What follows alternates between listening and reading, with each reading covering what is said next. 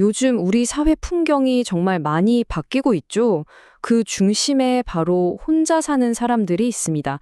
이 거대한 변화, 대체 어떤 의미인지 지금부터 한번 제대로 파헤쳐 보겠습니다. 자, 이 숫자 한번 보세요. 8,004만 5천. 이게 뭘까요? 바로 작년 우리나라 1인 가구 숫자입니다. 역대 최고치죠.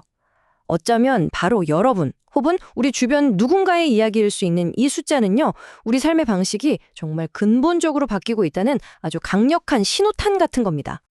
이게 어느 정도냐면요. 길 가다가 집 세 채를 딱 봤을 때 그중 한 채는 혼자 사는 집이라는 뜻이에요. 와, 혼삼이 이제는 정말 특별한 게 아니라 우리 사회의 아주 보편적인 모습이 된 거죠. 자, 그럼 궁금해지죠? 이 새로운 다수가 된 800만 명, 과연 어떤 분들일까요? 그분들의 모습을 숫자를 통해 한번 자세히 들여다보겠습니다. 보통 1인 가구 하면 왠지 젊은 층을 떠올리기 쉽잖아요. 그런데 이 데이터를 보면요, 하고 좀 놀라실 수 있어요. 가장 큰 비중을 차지하는 건 바로 70대 이상 고령층입니다. 2년 연속으로요, 한국 사회의 고령화 현상이 1인 가구의 모습에도 그대로 투영되고 있는 거죠. 여기서 진짜 흥미로운 지점이 나오는데요.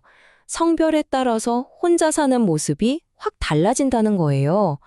젊은 남성들은 나 혼자 살래 하는 자발적인 선택의 경향이 강하다면 고령 여성분들은 배우자와의 사별처럼 어쩔 수 없는 상황 때문에 혼자 살게 된 경우가 훨씬 많다는 거죠. 그 배경이 참 다릅니다. 자, 이번에는 좀 더 현실적인 이야기로 들어가 볼까요? 바로 돈, 재정적인 측면입니다. 이게 또 얼마나 복잡한 이야기를 만들어내는지 한번 보시죠. 이 표를 보시면 와, 정말 경제적인 현실이 한눈에 들어옵니다. 소득, 자산, 심지어 빚까지 모든 면에서 전체 가구 평균의 절반도 안 돼요.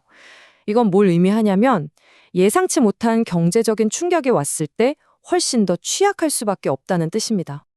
그러니까 핵심은 이거예요.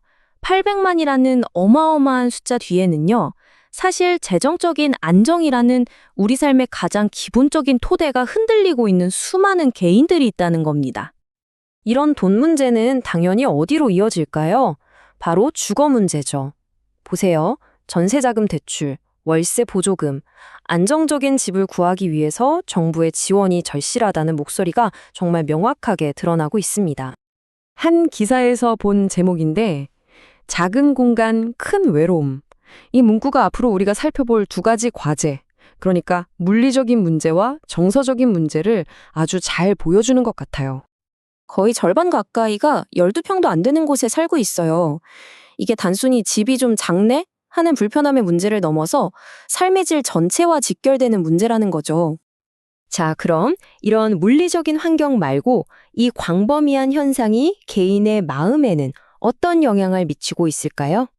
숫자 뒤에 숨겨진 감성의 무게가 결코 가볍지 않습니다.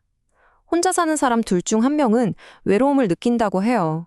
이건 전체 인구 평균보다 10%포인트나 높은 정말 의미심장한 수치입니다. 그리고 이런 외로움이라는 감정은요, 사회적인 안전망이 부족할 때 더 커질 수밖에 없어요.